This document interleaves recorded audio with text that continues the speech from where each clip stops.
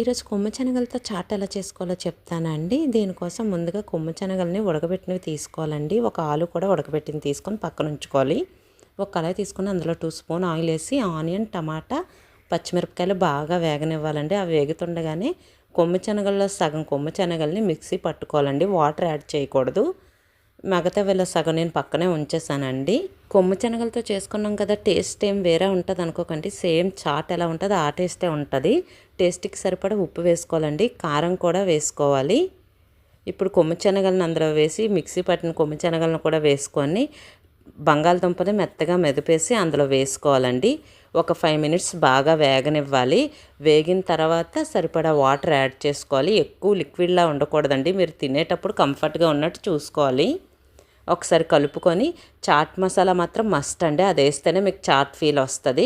చాట్ మసాలా, కొత్తిమీర వేసుకొని ఒక 10 to 15 మినిట్స్ కుక్ అయ్యాక స్టవ్ ఆఫ్ చేసుకొని సర్వ్ చేసుకోవడమేనండి. దీనికోసం టాపింగ్ కోసం నేను కార్న్ఫ్లెక్స్ వేస్తున్నానండి. ఆనియన్ అండ్ పల్లీలు ఆయిల్లో వేయించినవి చాలా టేస్టీగా ఉంటుందండి. ఒకసారి ఇలా ట్రై చేయండి. Thank you so much.